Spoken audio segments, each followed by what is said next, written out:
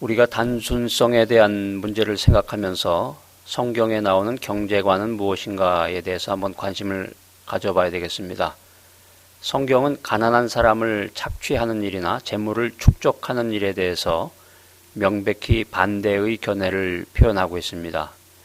성경은 현대 사회의 모든 경제적 가치관에 대해서 어드바이스를 해주고 있는데, 예를 들면 구약 성경은 사유재산의 그 절대권에 대한 일반적 개념을 반대하고 있습니다.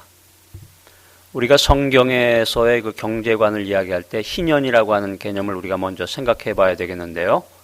희년의 목적은 재산을 정규적으로 재분배하자라는 데 그 정신이 있습니다.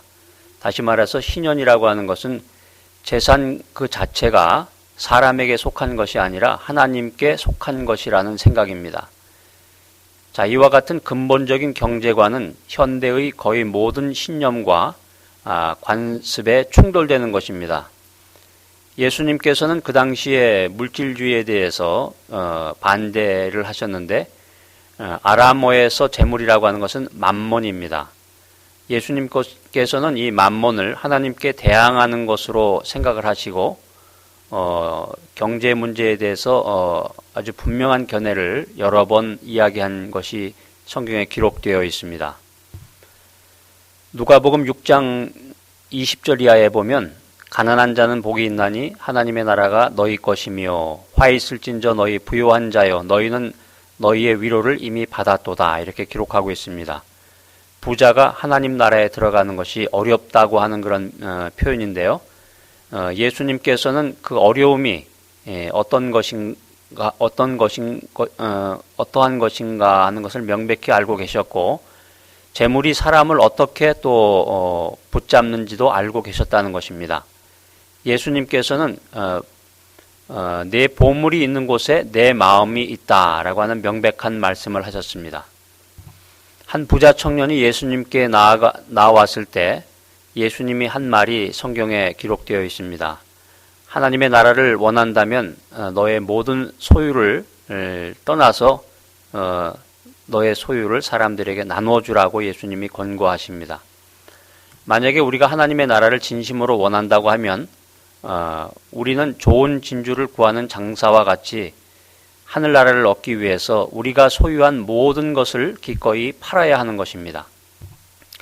이러한 이야기들은 예수님 시대 당시에 굉장히 그 단순한 사회에서 이루어졌던 그런 스토리인데요. 오늘날과 같이 풍요로운 문화 속에 살고 있는 우리들에게는 이 경제적인 문제가 얼마나 더 심각하고 더 진지하게 생각해야 될까 하는 생각을 한번 해봤습니다. 우리 사도 바울 얘기를 하게 되는데요. 사도 바울은 탐심을 음행과 도둑질과 같은 비중이 있는 것으로 생각을 했습니다. 그 가운데 생활하는 자들은 하나님의 나라를 유업으로 받지 못한다, 이렇게 성경에 선포한 내용이 기록이 되어 있는데, 또 사도 바울은 이어서 이야기하기를 부요한 자들에게 재물을 의지하지 말아라, 하나님을 의지하고 다른 사람들에게 관대히 너의 그 소유를 나누어 주어라고 권면하고 있습니다. 그래서 우리가 여기서 주의할 점은 금욕주의와 단순성은 서로 배치가 된다라고 하는 것이죠. 금욕주의는 우리의 그 소유를 포기하는 그런 개념입니다. 인위적으로 우리가 가난하게 된다라고 하는 것은 어떻게 보면 악이 될 수도 있고 우리가 배격해야 될 문제인데, 성경은 금욕주의를 용납하지 않습니다. 성경은 일관되게 그리고 힘있게 하나님께서 우리에게 주신 그 창조물들, 또 그 은혜를 즐기라고 복되게 살라고 선언하고 있습니다. 그렇지만 금욕주의라고 하는 것은 정신적인 세계와 물질적인 세계를 갈라놓고 정신적인 세계는 선한 것이고 물질적인 세계는 악한 것이라고 주장하고 있습니다. 그렇기 때문에 금욕주의와 단순성은 서로 배치된다고 이야기할 수 있는데요. 금욕주의는 소유를 포기하는 것입니다. 그렇지만 단순성은 소유물을 올바른 시각에서 보는 개념인 것입니다. 우리들은 하나님이 우리에게 은혜로 주신 그 소유물에 의해서 파멸당하는 일이 없이 그 소유물을 진실로 즐기면서 풍요로운 생활을 누릴 수가 있는 것입니다. 그래서 단순성의 훈련이라고 하는 것은 우리들에게 올바른 시각을 제공해 준다라고 하는 것입니다. 단순성은 우리들을 자유케 하고 하나님의 예비하신 공급을 받되 우리 자신의 축적을 위한 선물이 아니라 다른 사람들과 공유하는, 다른 사람들과 나눌 수 있는 선물로서 그것을 받게 하는 것입니다. 자, 이어서 이제 신년에 대해서 우리가 좀 더 살펴볼 텐데요. 유대인들의 안식일과 안식년의 규례는 휴식과 또 회복의 그 의미를 담고 있습니다. 안식년이 7번 지나고 50년째가 되는 해를 신년이라고 하는데, 이 신년에는 요벨을 불어서 알린다고 해서 요벨의 해라고 부릅니다. 요벨이라고 하는 것은 이제 수양의 뿔을 이야기하는데요. 그래서 신년은 자유의 해다. 또 빚진 자에게 탕감이 임하는 탕감의 해다. 그리고 회복의 해다라는 그런 별칭이 붙어 있습니다. 신년에는 하나님께로부터 큰 축복을 받는 그런 해라고 생각이 됩니다. 첫 번째로 신년에는 안식을 얻습니다.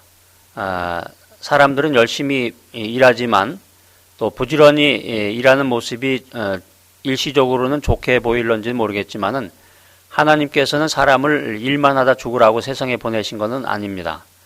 하나님께서는 죄 지은 우리의 인생들이 얼마나 고달픈 삶을 살고 있는가 하는 것을 너무나 잘 알고 계십니다. 그래서 하나님의 사랑 안에서 쉼을 얻으라고 안식일을 주신 것입니다. 예수님께서도 수고하고 무거운 짐진 자들아 다 내게로 오라 내가 너희를 쉬게 하리라고 말씀하십니다. 우리가 예수님 안에서 진정한 안식을 얻을 수 있는 것입니다. 그리고 안식년과 안식일은 천국에서 얻는 영원하고 절대적인 안식을 상징하고 있다라고 하는 것입니다. 두 번째, 신년에는 자유를 얻습니다. 49년이 지나고 50년의 태양이 밝으면 모든 종들은 자유를 얻고 환희의 함성을 지르게 됩니다. 여러분, 그 기쁨이 얼마나 크겠습니까? 예수님께서 이 땅에 오신 것은 눌린 자에게 자유를 선포하기 위함이라고 누가복음에 기록되어 있는데, 우리의 인생을 억누르고 올가맨 모든 것을 풀어주고 해방시키는 해가 바로 신년이라고 하는 것입니다. 우리의 삶을 짓누르고 있는 가난, 질병, 전쟁의 위협, 악심, 중독, 두려움, 죄의 저주에서 풀려나는 신년인 것입니다. 세 번째는 신년에 회복을 얻는다고 하는 것입니다. 레위기 25장에 보면 각기 그 기업으로 돌아가며 가족에게로 돌아가라는 말씀이 기록되어 있는데, 잃었던 것, 또 빼앗겼던 것, 안타깝게 지나쳤던 것, 또 단절되었던 관계들이 모두 다 회복되는 것이 신년이라고 하는 것입니다. 성경에 보면 욥도 하나님이 은혜를 베푸사 그로 자기의 얼굴을 즐거이 보게 하시고 사람에게 그 의를 회복시키시느니라 라고 기록하고 있습니다. 하나님의 날이 오면 이와 같이 잃어버린 모든 것이 회복된다라고 하는 것입니다. 하나님께서 잃었던 낙원을 회복시키십니다. 또 새 하늘과 새 땅, 새 예루살렘을 지으시며 우리의 몸을 영원히 썩지 아니할 것으로 변화시켜 주시는 것입니다. 그래서 우리는 신년의 축복을 충만히 받고 그 복을 다 누려야 되겠습니다. 또 누릴 뿐만 아니라 우리 이웃들과 나누어야 되겠습니다. 땅에서 얻은 것을 땅의 사람들과 나누고 하늘의 꽃도 하나님께서 거저 주셨기 때문에 우리가 그것을 이웃 사람들과 나누는 그런 정신을 가져야 되겠습니다.